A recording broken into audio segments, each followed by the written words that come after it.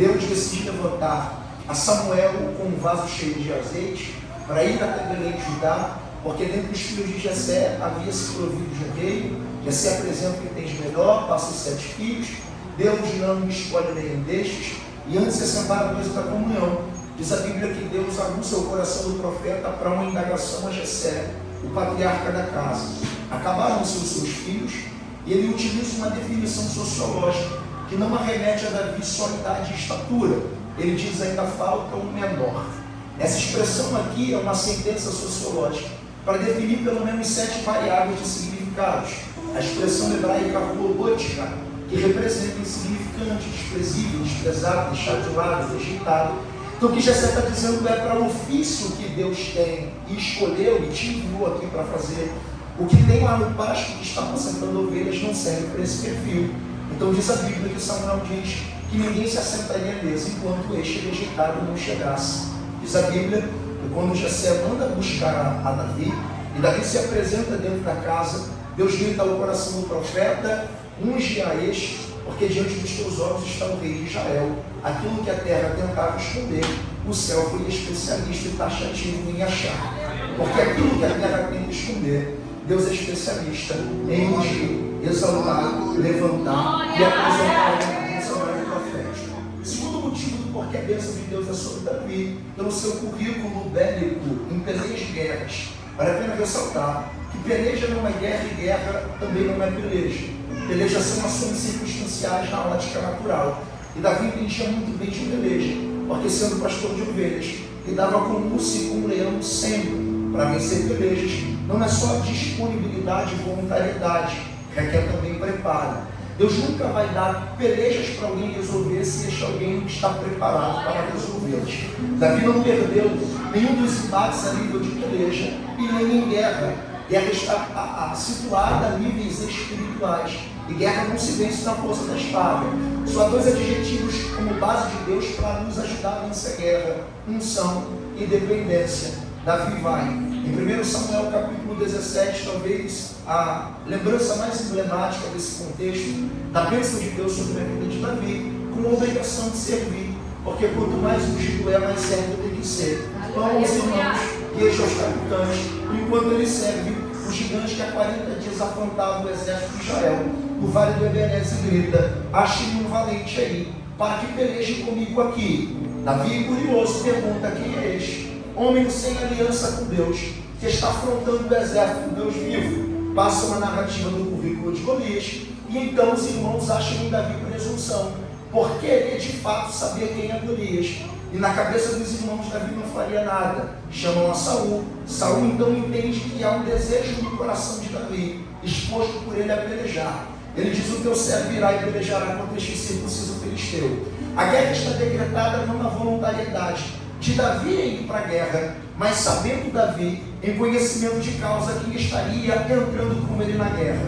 Ele diz: eu não preciso de nada, o teu servo irá, não com espada, não com escudo, não com lança, mas confiando no nome do Senhor dos Exércitos. Gira a funda, lança pedra, e o final da história você sabe: gigante cai de fronte, com a espada do gigante ele corta a cabeça e leva a vitória para Israel, de modo em que as mulheres cantavam ao nome de Davi pelas ruas de Israel. Saul matou seus milhares, Davi os seus 10 milhares, e esta é a prova cabal de não haver derrota em seu ministério no nível de guerra e de peleja, porque a bênção do nome do Senhor estava sobre a vida dele. Terceiro ponto é que o reino de que Davi está pastoreando, ou apacentando, segundo a vontade de Deus, é um reino em crescente, aproximadamente 9 km², sejam servos ao serviço, muitíssimo ouro e prata. E como cereja da bênção de Deus, ele tem a presença de Deus no pátio do seu palácio, onde todas as manhãs e tardes ele reverencia diante de Deus a nível de oferta. Salmo 116, verso 12: o que eu darei ao Senhor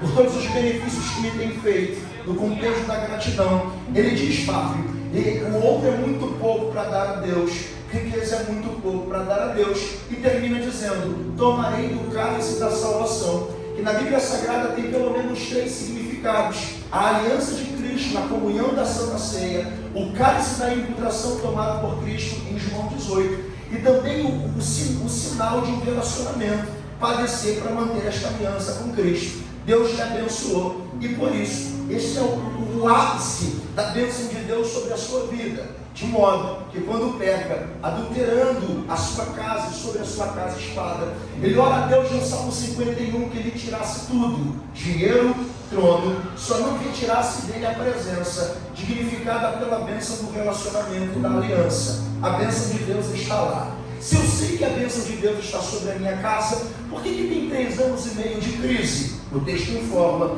que esta crise, Davi ainda não sabia o porquê era, e por isso decide orar, porque a oração é capaz de revelar para a gente aquilo que fugiu do nosso controle. Quando Davi dobra o joelho para orar, o Espírito de Deus vem a Davi e diz: essa crise é por conta da aliança quebrada no tempo de Saul, diante dos gibeonitas.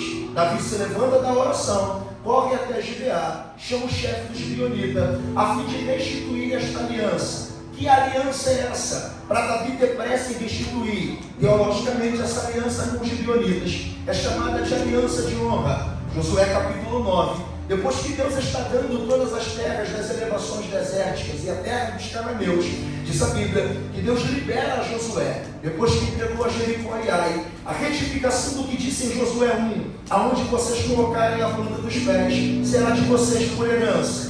A gestão de Josué é diferente da de Moisés, porque a gestão de Moisés é marcada pela intimidade com Deus. Deus tem intimidade com Moisés, mas Deus não entrega para Moisés governo. E a prova disso é que a nação entraria com os pés e tocaria a terra da promessa. Mas em Deuteronômio 34, na gestão de Pisga, diz a Bíblia que Deus desce a Moisés e diz: você não entrará à terra. Observa, enxerga, olhe, contemple, mas você não entrará na geografia. E diz o texto que Deus matou Moisés ali e sepultou no vale. Está escrito. Já Josué é diferente. Ele não possui a intimidade que Moisés tinha, mas Deus está lhe entregando geografia, porque Josué, além de ser servo de Moisés, é forte e corajoso. Deus só manda não apartar a palavra da boca, e com o povo ele vai brilhando vitória, porque Deus vai à frente desse povo, e esse povo está caminhando debaixo da plenitude da instrução. Jericó e Ai cai.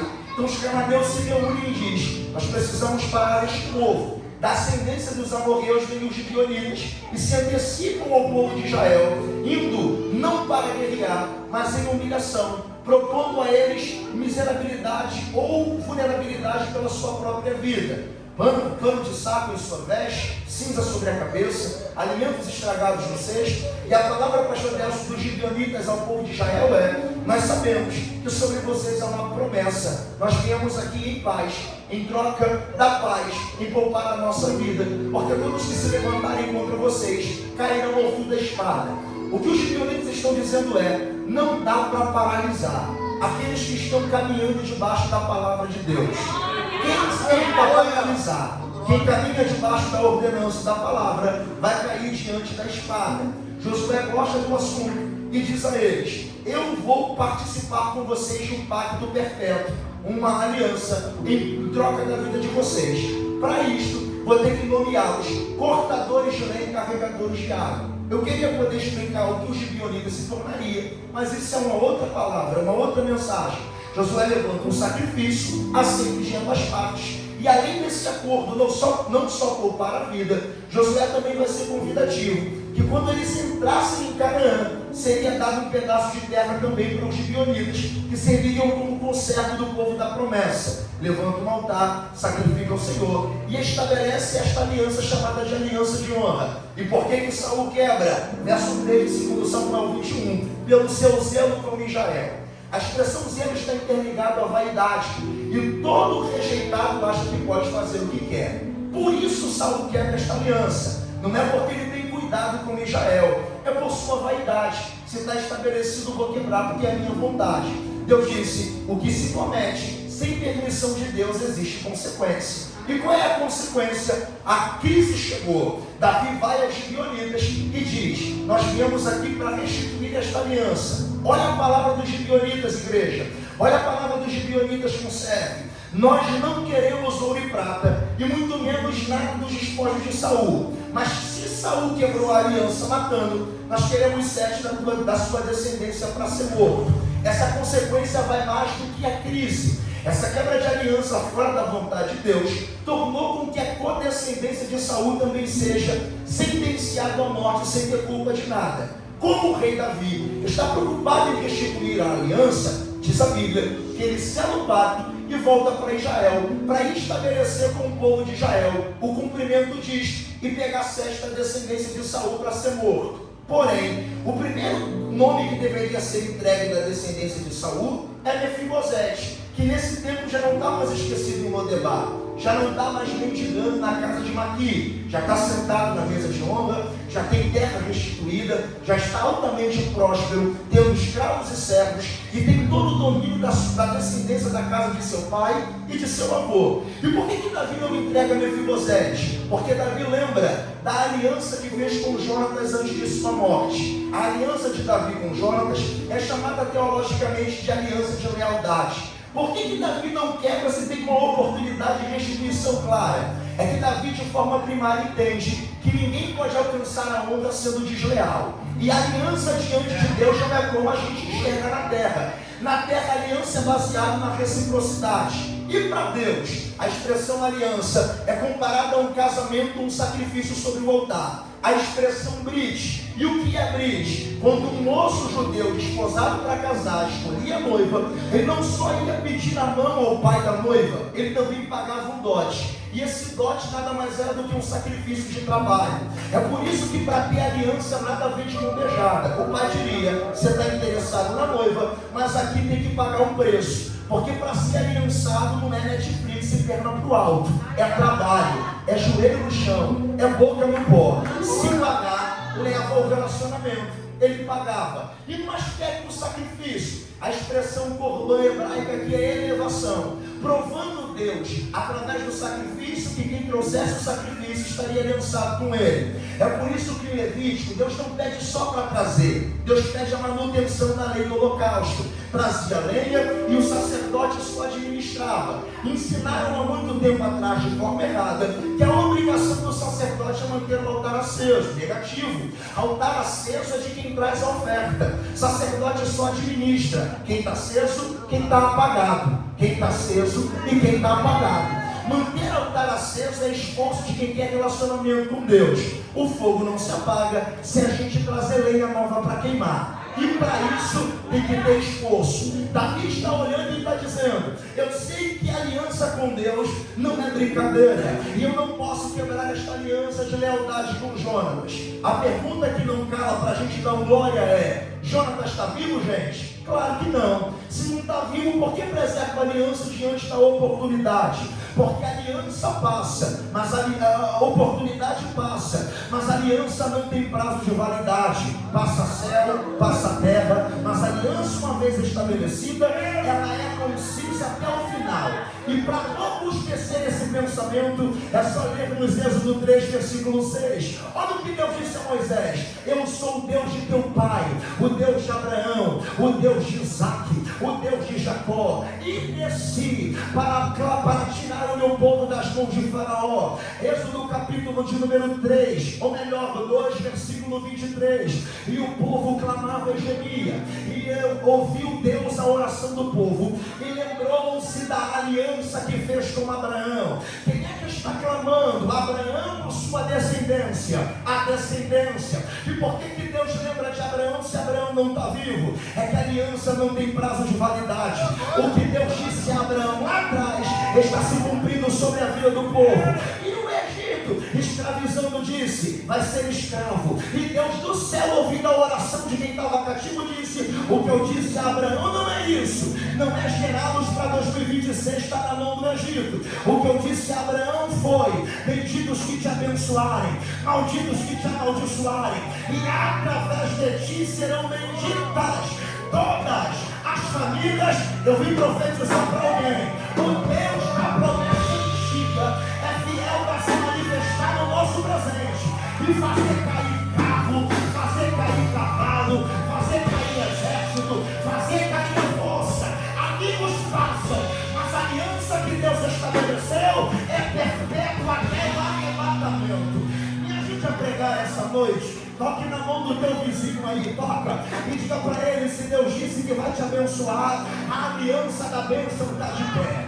Diga para ele, se Deus disse que vai salvar tua casa, a morte vai passar para a direita, para a esquerda, mil cair ao teu lado, 10.000 à direita, mas a casa de Deus está aliançado. 1, 2, 3, ouvi profetizar. Nós não servimos pelo que Deus pode dar. Nós entramos essa noite jugosa para dizer, independente do que Ele faça, a aliança estabelecida e não vai se quebrar. Davi entende que honra não pode ser dada para desleais.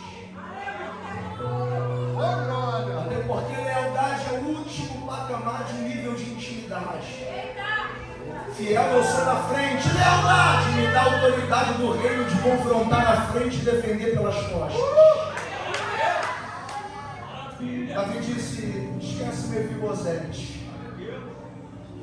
Existem outras duas linhagens. Merab, sua ex-cunhada, irmã de Mical, casada com Adriel, pega os 5 filhos de Merab. Lembra de Rispa, ex-concubina de Saul, e a poligamia era possível no Antigo Testamento, principalmente quando o assunto era esquentar os corpos dos reis. Desse relacionamento nasceu 2 filhos de Rispa, um por nome de Mefibosete também, e outro por nome de, meu Deus, mente cansada, Mefibosete, e um outro nome, 2 crianças, pegam os 2 filhos de Rispa, sobem ao monte de Gibeá, diz o texto sagrado, pastor. E quando sobem a Gibeá, sacrificam os moços enforcados e uma aliança erguida ao Senhor. O que foi quebrado foi restituído. Davi volta para Israel feliz da vida, porque a honra de Deus vai voltar sobre Israel. Só que a partir do versículo 10 aparece neste cenário de sentença, uma casa que nada tem a ver com a história da quebra, mas a vida decidiu pregar peças. Quem é essa mulher, Rispa? O que Rispa tem a ver com a atitude de Saul em quebrar a aliança? Nada. Se não tem a ver, por que está sendo sentenciada a sua casa no presente? Porque passado não resolvido sentencia presente. A sentença chegou sobre a sua casa e ela perdeu menos na história. Quem perde mais é Merab. Merab perde 5 filhos, Rispa perde 2. Observe que nesse contexto de perca de sentença, enquanto o rei está alegre pela aliança, a casa de alguém que está sentenciada. Rispa não aparece no cenário como alguém que se vitimiza. Rispa aqui é uma lição de quem persevera e decide se levantar no meio da sentença. Porque a vida não respeita quem se vitimiza. Vou repetir, a vida não tem parte em marcar na história a gente que se tranca e se entrega às suas perdas. Pastor, eu não tenho que ter o meu luto, eu não tenho que viver a minha realidade em prova? Claro que tem. Porque até para sofrer, Deus exige da gente dignidade. Dignidade para chorar do mesmo jeito que a gente sorri.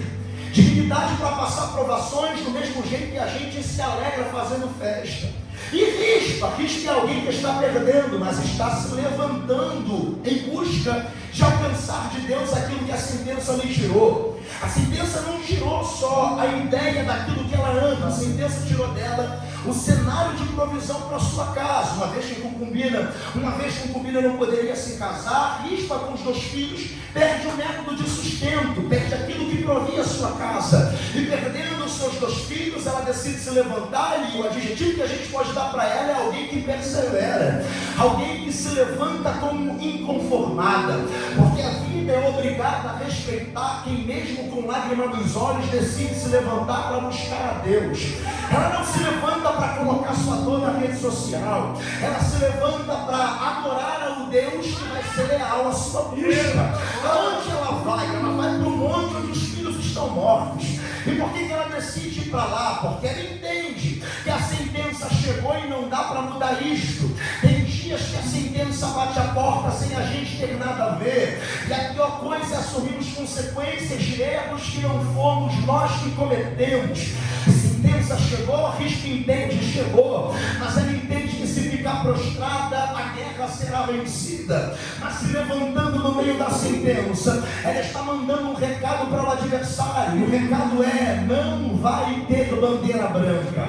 2026 não será ano de estagnar, Ela está dizendo: a sentença chegou, chegou, mas se eu não me levantar para buscar a Deus, ninguém vai fazer isto por mim. Rispa não está só se levantando, Rispa está indo para investir sobre aquilo que para a terra ali de sentenciado está morto. Ela está se levantando para buscar a Deus no mesmo ambiente, aonde estão vendo os seus filhos totalmente ceifados, totalmente sentenciados. E o que ela faz? Está no verso de número 10. Então Rispa, filha de Aiá, tomou um pano de silício, um pano de saco, sinônimo de humilhação, e edificou também um abrigo temporário sobre a rocha, e estendeu-lhe sobre a rocha. O que Rispa nos ensina que no meio da sentença não é lamentação, no meio da sentença Deus quer que alguém se levante para confrontar sua realidade. O que Rispa faz? Em ideia, a mesma coisa que Neemias, quando recebe a notícia de que a terra do sepulcro dos pais está em vergonha. Olha o que o verso 6 do capítulo 1 de Neemias diz: por um tempo chorei e lamentei, mas também estive jejuando e orando, porque como homem humano ele é passivo de lamentar pelas circunstâncias de sentença, mas na vida de relacionamento com Deus ele decide jejuar e orar. Lágrima dos olhos, mas joelhos dobrados. Lágrima dos olhos, mas glória a Deus na vida. Lágrima dos olhos, mas adoração de intimidade a Deus. Lágrima dos olhos, mas um coração devoto em adorar ao Senhor. O diabo não tem medo quando você está bem. O diabo tem raiva da sua vida, mesmo tudo cooperando para não estar. E você diz: eu vou me levantar hoje, eu preciso estar no culto hoje, eu preciso erguer as minhas mãos hoje. Ser inconformado não é não sentir dor. Ser inconformado é fazer da dor um trampolim de adoração a Deus. Ela diz: já que eu não posso mudar a força do meu braço, eu tenho que me levantar para buscar aquele que pode mudar. Já que eu não tenho força para quebrar a sentença, eu tenho que me prostrar para adorar aquele que pode virar a sentença. Cristo está dizendo: eu não posso, mas existe dentro de mim um Deus que pode. Eu não tenho, mas existe um Deus que tem. Eu não posso colocar as mãos, mas existe um Deus que vai colocar as mãos. Eu vim profetizar com certo. Se você entrar cabisbaixo e provar para Satanás que você aceitou esta perca, o teu ano de 2026 está comprometido. Mas a tua entrada esta noite é uma mensagem dada ao inferno: eu não vou recuar, eu não vou levantar bandeira branca. Quem manda na minha casa não é cachaça, quem manda sobre a minha vida não é maldição hereditária. Esta noite eu vim com graça para pregar de Deus sobre a tua vida. Esta semana será uma semana em que Deus observará o teu posicionamento diante da tua sentença. A terra olha para a tua casa e diz: não tem jeito. Só que você, que Deus fez a promessa, que Deus entregou a responsabilidade, orar, está dizendo: eu não vou perder esta guerra para o inferno. Sai da frente, Satanás. Enquanto tiver uma mãe de joelho, ainda tem filho de pé. Enquanto tiver paz, choro, a casa está perdida. Levante a mão, levante a mão, coloque no ombro desse corajoso que está do teu lado. Coloque a mão no ombro dele, coloque. E diga para ele: se você parar, o diabo destrói tua casa. Se você regular, o cara acaba com o teu casamento. Se você parar e envergonha teu ministério. Só que essa noite eu não estou pregando para vitimistas. Essa noite eu estou pregando para inconformados. Alguém está bebendo, mas quem manda lá não é a bebida. Já tem data no calendário de Deus para essa sentença ser virada. Você recebe profecia. Assim diz o Senhor: a glória da última casa será maior. Quem veio agora?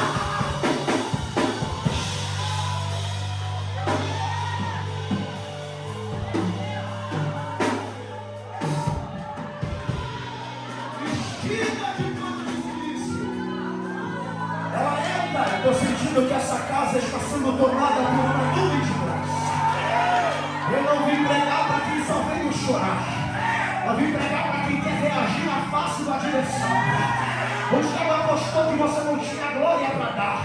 E você disse, mesmo sofrendo eu vou entrar lá. Mesmo sofrendo eu vou adorar o meu Deus. Se eu não posso, eu tenho que adorar quem pode. O câncer chegou, pastor, e o médico disse que não tem cura. É nesse momento que quem recebeu o diagnóstico tem que se levantar para dizer, eu não aceito. Sai da minha casa, sai da minha vida. A sentença será virada.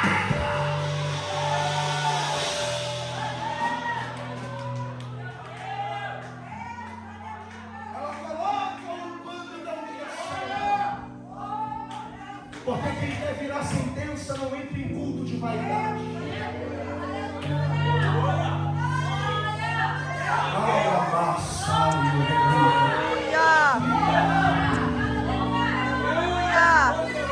E se o povo que se chama pelo meu nome se humilhar agora,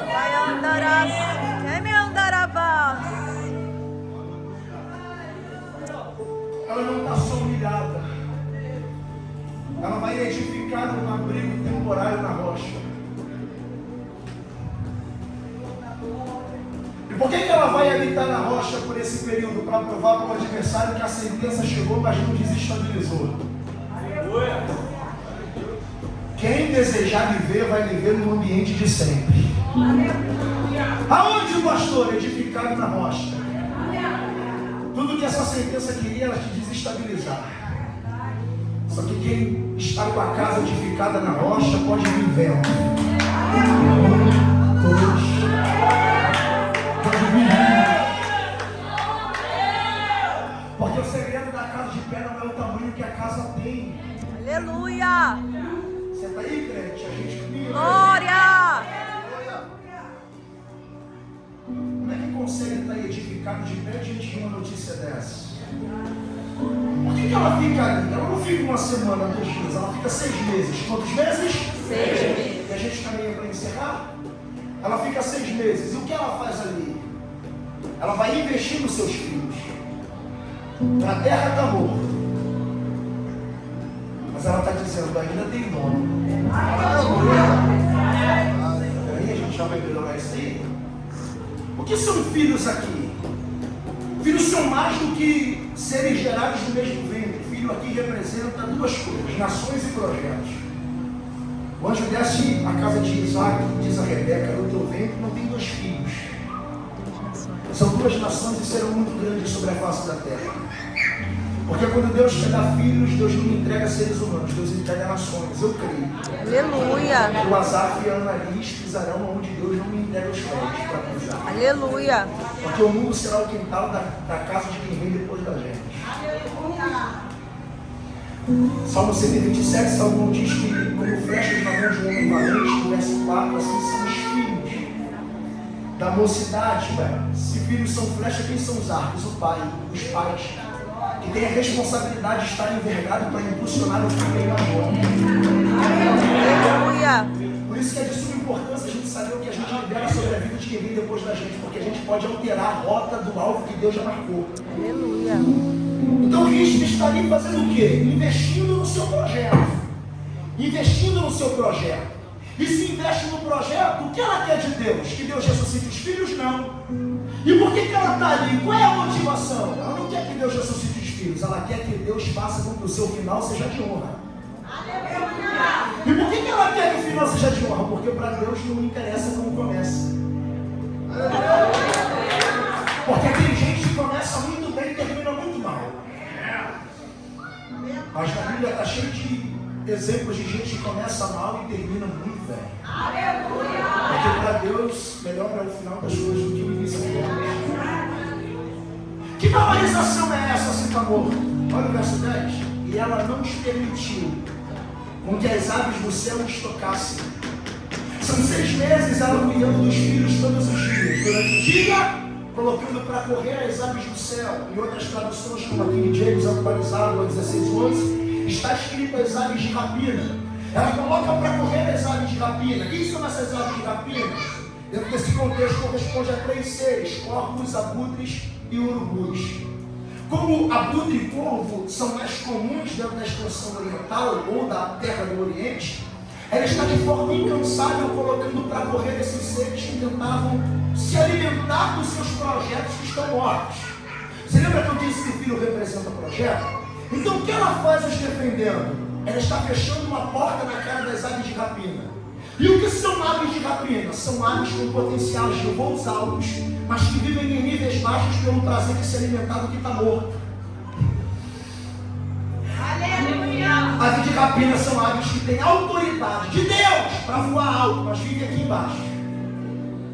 Quem são aves de rapina? Personificadas em lições para a nossa vida, são pessoas que se apresentam com uma aparência de que voa, mas que vive trazendo morte na boca. Você viu quem parou? Aleluia! Você viu quem caiu? Meu Deus! Você viu quem largou o ministério? Não sei se alguém vai pegar essa. André, amigo, e por que rispa vai fazendo o protagonismo da sua vida sendo inconformada cuidando do que está morto?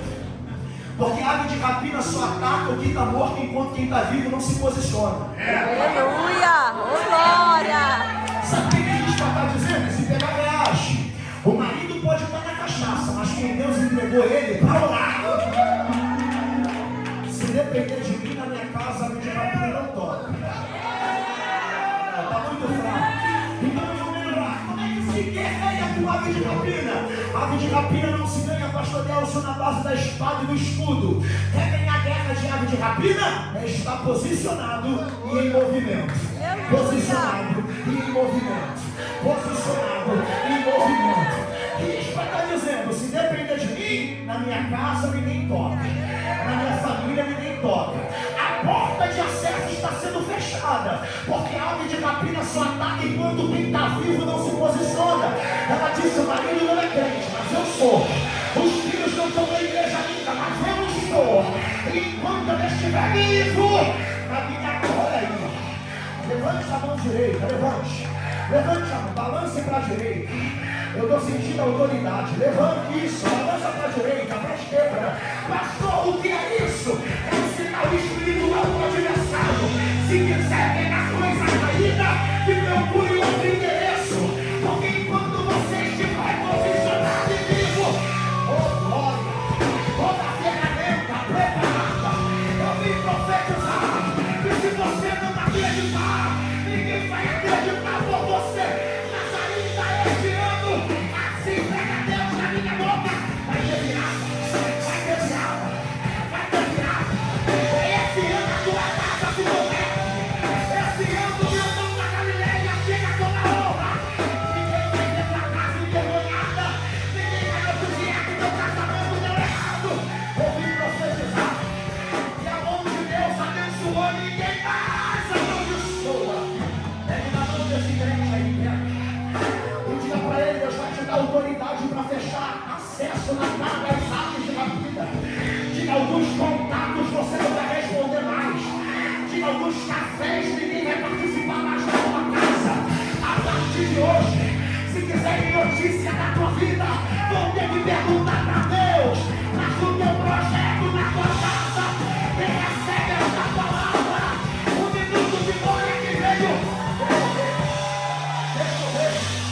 Deixa eu ver. Eu estou sentindo que essa casa está sendo tomada por uma dúvida autoridade. Eu vim profetizar. Eita de chorar. É momento de posicionamento. E de movimento. E de movimento. E de movimento.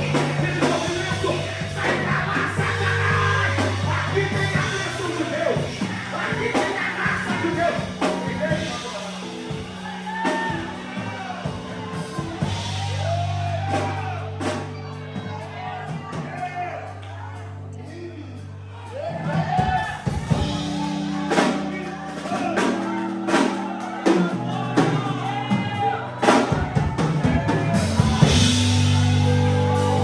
Vai discutir isso, não. Só estou cuidando do que Deus me deu. Só estou cuidando do que Deus me entregou. Só estou cuidando do que Deus me deu. Só estou cuidando.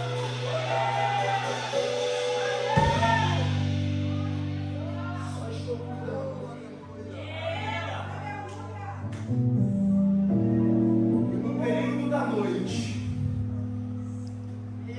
Aleluia. ela protege dos animais selvagens. Urso, Leão e Lobos. Olha a informação que a King James dá pra gente. Que queriam furtar os seus projetos. Por que ela vai posicionar para espantar os animais selvagens? Porque os animais selvagens não querem matá-la. Querem tirar o projeto da mão. Liga aí para você pegar essa informação. Aleluia. Por que eles querem um projeto se animais selvagens não têm a habitualidade de se alimentar do que está morto? Para eles são preferíveis quem está vivo. Por que não ataca a rispa? E por que eles vêm só à noite? Porque a nível de utilidade, se mata um rispa, Deus levanta alguém para fazer o que ela fazia. Porque quando o assunto é utilidade, ninguém é insubstituível.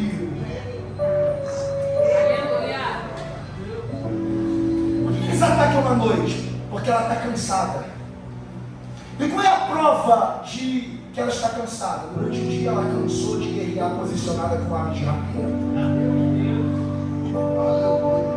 Todas as vezes que o adversário quiser tirar alguma coisa da nossa mura, ele não vai atacar quando a gente está forte. Jesus. Aleluia. Ele vai esperar a fragilidade e fraqueza. Sabe o que o diabo não sabe? Ou se sabe se faz maluco, é que fraqueza para Deus não é defeito. Aleluia. Oh, glória. Coisa linda, Jesus. Como é que cansado se guerreia com animais selvagens? Só tem dois pensamentos. O primeiro, ela está armada de forma bélica, escudo, espada, arco, lance, flecha, que não é o que está escrito no contexto, porque mulheres judias não podiam ter contato com armas de guerra, a não ser por missão específica, como Débora. Então como é que ele espanta? Eu acredito que é por recursos naturais. Porque quando falta ferramentas para mão de obra, Deus envia o recurso. Aleluia! Aleluia! Deus não precisa de mão de obra capacitada. Deus precisa de voluntariedade para usufruir de recursos. Aleluia. Sabe o que é que Fabius define e fala? O rabino do primeiro século, que ela acende uma tocha e alimenta com azeite. E por que ela alimenta com azeite? Porque como o ataque é espiritual de animais selvagens que querem roubar o projeto, eles entenderam que se tirar o projeto, o sentido de vida acaba. A sociologia diz que quem não vive só existe. Existência é a regra natural de quem nasce. Mas identidade e investimento é para quem recebeu de Deus algo. É por isso que quem nada investe, quem nada faz, nenhum peso tem para o diabo. Mas parece que quanto mais você ora, mais vem. Aleluia. É Deus dizendo para você, a prova não é para te matar, é para te fazer entender que quanto mais aumenta o nível da prova, mais aprovação de que Deus te entregou algo para fazer está explícito. Certeza de chamada não é quando alguém bate, aplaude a gente e diz Deus é contigo. Certeza de chamada é quando a prova se levanta. Porque do mesmo jeito que Jesus tem o desejo de chegar, o diabo tem de fazer impedir. Ele encerrou agora. Deus envia o recurso. Por quê? Porque no momento de prova, Deus não tira a prova. Deus envia o recurso. Porque pedido, no momento da guerra, Deus não tira a guerra. Deus envia o recurso. Ela não tem espada, mas Deus tem azeite. Ela não tem escudo, mas Deus tem fogo. Pastor, e por que Deus envia como recurso azeite e fogo? Porque o diabo não tem medo de roupa bonita. Aleluia. O inferno não tem medo de conta bancária. Se tem uma coisa que bota o inferno para correr, é quem às vezes não tem aparência, mas carrega fogo e carrega azeite. E fogo, olha aí. E azeite. O que Deus está dizendo para conserve esta noite é isto. O recurso que Deus envia não é a ausência da prova, mas é de revestir. Cansado, mas Deus envia revestimento. Jeremias capítulo 20, versículo 9. Ele disse: no teu nome não profetizo mais. Deus disse: por quê? A tua palavra na minha boca é escárnio, eu estou ferido, açoitado, no poço. Ninguém quer me ouvir. Deus disse: eu não tiro a prova, eu não tiro o poço nem os açoites, eu aumento o nível do fogo. E ele diz: e antes de terminar a falar a palavra é como se um fogo queimasse nos meus ossos. E a palavra de Deus na minha estrutura. Deus está dizendo: eu não tiro a prova, eu aumento o fogo. Olha o que Paulo disse: por 3 vezes eu orei, tiro o espinho da minha carne. E Cristo me respondeu: Paulo, a minha graça te basta. Deus não tira o espinho, Deus aumenta a graça. Deus não tira a guerra, Deus aumenta a graça. Pastor, o que o Senhor está querendo dizer? Eu não estou dizendo, eu estou afirmando. Todas as vezes que o adversário pensar que vai te vencer, Deus está dizendo a nós: eu hoje estou lhe entregando recursos de azeite e de fogo. O dinheiro não olha o dinheiro para correr, mas quem dobra o joelho 3 da manhã na beira da cama e levanta uma tocha acesa. Satanás diz: eu tenho que mudar de rua, eu tenho que mudar de casa, eu tenho que mudar de endereço. Você pode me ajudar a encerrar? Pega na mão desse crente, eu estou com o corpo todo arrepiado. Pega na mão desse vaso aí, pega, mas pega com fé. Levante a mão dele ao céu como símbolo de vitória e profetiza para ele. Diga para alguém, esta noite Deus está devolvendo o azeite. Diga para outros: Deus vai dar azeite novo. Diga para uns: Deus está reacendendo o fogo. Para outros, Deus vai entregar a labareda nova. Porque o que o diabo precisa da tua vida não é ver que você está parado. Ele precisa te ver acender o fogo e alimentar com azeite. Eu profetizo que quando chegar na tua casa hoje e pisar lá naquela entrada, você vai dizer: Satanás, vício, prostituição, desobediência, quem chegou aqui não chegou vazio. Esta noite é noite de Deus declarar a unção e despedaça todo jugo, despedaça todo jugo. O fogo arderá continuamente sobre o altar. Então, se há, você está proibido de dar errado, você está proibido de ver o seu mundo acabar. Ainda no mês de janeiro, eu vim profetizar: se ouvirdes as minhas palavras e a elas cumprirdes, serão benditos em todas as maneiras de viver. Bendito ao entrares, bendito ao saíres. O teu final não será de vergonha. Vai ter a honra de Deus. Quem recebe esta palavra? Quem recebe?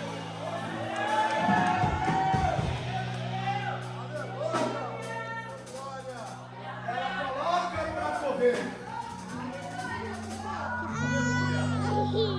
Deus está dizendo: porque o que você precisa é colocar a profecia de novo na tua boca.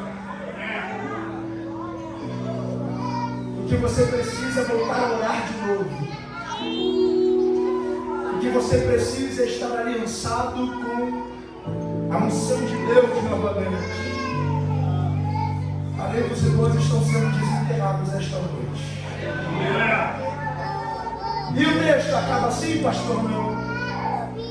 Ela faz isso 6 meses, de dia e de noite. Porque quem quer virada tem que ser incansável na perseverança. A gente caminha até que caiu chuva sobre os corpos. Aqui embaixo, pastor, ela está posicionada, enfrentando os seus embates, não para Deus ressuscitar, mas em busca da honra. E qual é o sinal que Deus dá? Enviando chuva. Esse é o sinal da honra? Claro que é. Porque caindo chuva sobre os corpos, as aves de rapina não sentem o odor. Se cai chuva sobre os corpos, animais selvagens pela pelagem densa não conseguem carregar pelo peso da força da água nos pelos. E o que Deus está promovendo a rispa? Um sinal de refrigério para o alcance da honra. Porque toda obra que a gente faz em Deus tem uma recompensa. E eu caminho no certo agora.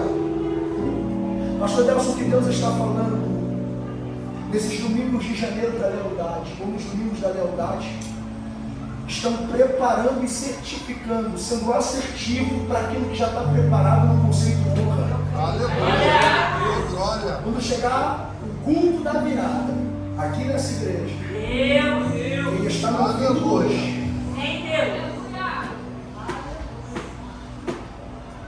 vai cantar como Josué cantou. Oh, glória! E a gente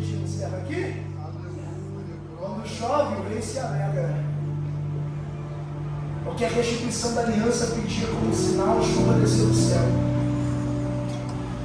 Então, que é refrigério para o Cristo, para Davi, é o assertivo da aliança restituída. Só que alguém prega para o rei, tá?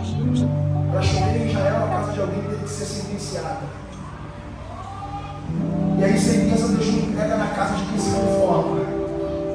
Sentença Deus permite para aquele que se levanta para virá-la. E aí tudo que o diabo quer fazer é você entender que a culpa é de Deus. E Deus está dizendo, eu só permiti porque eu sei do teu potencial de resistência. Quando pregam para Davi isso, Davi diz, quem foi? Alguém diz, Rispa. Aí o texto diz, então o rei, já não é mais Davi, é o rei, mandou buscar os ossos de Saul e de Jonatas. Quem é Saul? O passado rei de Israel. Quem é Jonatas? Seu filho, a quem Davi tinha aliança. Quem é Rispa? O descendente de Saul. Então, Deus, quando quer honrar, não entrega só a bênção no presente. Olha o que o rei diz, vai lá. Eu busco os ossos de Saul e de Jonatas. Onde estava? Lá na mão dos gileaditas que tomaram na praça de Bet-Sean. Aonde a geografia de Bet-Sean, pastor? Era na praça onde os filisteus celebravam vitória da mão. Aonde estavam os ossos dos ungidos que nasceram para morrer com honra? Na mão dos inimigos. Olha o que o rei diz, vai lá e pega os ossos. O que ossos representam? Estrutura. Eu não sei quem é que vai pegar, eu fecho agora de verdade. Sabe o que Deus está dizendo, pastor Delcio? Deus não vai honrar só no presente, Deus também vai tirar a estrutura do passado. Você quer meu vídeo também? Eu encerro agora, porque o único que pode transitar passado, presente e futuro é Deus. Aleluia. Deus diz a Moisés em Êxodo 3,14, eu sou o que sou. Não é um nome, mas acho que ele é de Deus o nome. O nome vem do termo cheio, só que para judeu o nome de Deus é impronunciável. É Yud Revavirei, Yavé, que significa eu serei o que serei. Na língua semita, eu serei o que vocês precisarem que eu seja. Por que Moisés quer de Deus o nome? Porque no Egito tem Deus para tudo. Só que Deus está se revelando a Moisés sendo o eu serei. O que eu serei? O Deus que se manifesta em 3 tempos: passado, presente e futuro. Eu sou o Deus do teu passado. Tem gente que está aqui que nem vive mais era para cá. Mas o Deus do passado segurou lá no bailão e disse, a bala perdida não encosta nesse aqui. Tem gente que nem família era para ter. E Deus está dizendo, era para ter morrido no ventre, mas essa daí eu vou guardar aqui. Sou Deus do teu presente, mas também sou Deus do futuro. Olha o que ele disse a Moisés, eu sou o Deus de teus pais, passado, Abraão passado, Isaac passado, Jacó passado, e desci presente, para vos fazer subir futuro. Por que Deus fala do futuro no presente? Porque Deus falando do futuro é promessa. Quando Deus promete, Deus não fala hoje para cumprir amanhã, Deus vem do amanhã para comunicar hoje o que está pronto. Você está devagar aí, crente. Vou de novo, quando Deus diz, eu vou salvar alguém da tua casa, não é que ele vai sair daqui para salvar, é que ele veio de lá, vendo teu marido presbítero, pregando, teu filho servindo a Deus, louvando, tocando bateria para dizer agora que ele vai salvar. Tira o passado da mão dos adversários. Por quê? Porque todos queriam que a notícia fosse de honra. Mas eu profetizo que Isaías, no capítulo 61, verso 7, recebeu de Deus para profetizar. No lugar da vossa dupla vergonha e afronta. Se prepare, porque aquilo que o dinheiro não paga, a honra de Deus te alcança. Aquilo que a amizade não faz, a honra de Deus fará. Aquilo que a clínica de reabilitação não tem poder, a honra de Deus tem o poder. Deus está dizendo, você vai sair deste culto de cabeça erguida. Você vai sair deste culto em posse da sua bênção. Porque o teu 2026 não será de vergonha. Ainda que sejamos infiéis com o nosso Deus, pela sua lealdade, Ele permanecerá fiel. Olha o que o rei diz. Pega os ossos de Saul e de Jonatas, pega os ossos dos enforcados e leve para a terra de Benjamim. O que é terra de Benjamim? Lugar de honra. Sabe o que Deus me trouxe para dizer? O teu ponto final não vai ser de vergonha. Até o final da tua história não será de vergonha. Assim diz o Senhor.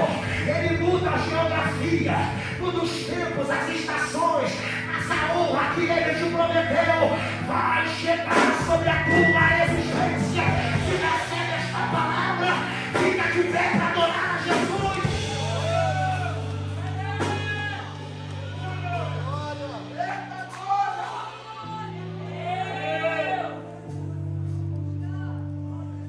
Porque para Deus não é como começa, para Deus é como termina. Vim te encorajar essa noite, para você não deixar de fazer aquilo que é responsabilidade tua. Se você não orar, ninguém vai orar por você. Se você não acreditar, ninguém acreditará no teu lugar. Se fosse para todo mundo crer, Deus não falava só contigo. Pastor, eu quero que minha família esteja boa. Então você pode começar a orar pela que Deus te deu.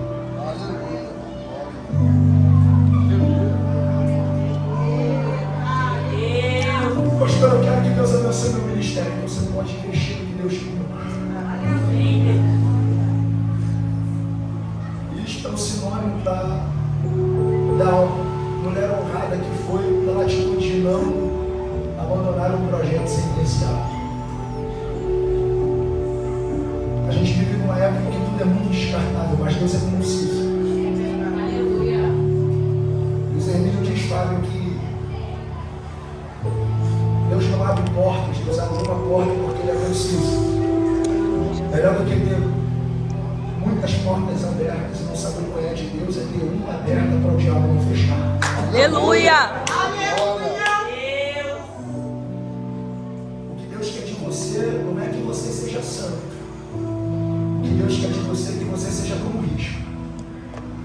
Quebra o teu ego, coloca a capa da humilhação e esteja diante do altar para um relacionamento de aliança. A decisão é tua, mas a honra é de Deus. O maior erro do pródigo foi achar que dava certo cuidando de porcos. Mas a vida não melhora cuidando de porcos, a vida só melhora quando a gente decide voltar para a casa do Pai. Nessa noite, tem alguém que ouviu essa palavra e está decidindo por Jesus? Pastor, eu quero voltar agora. Eu quero que a minha vida não seja um fracasso.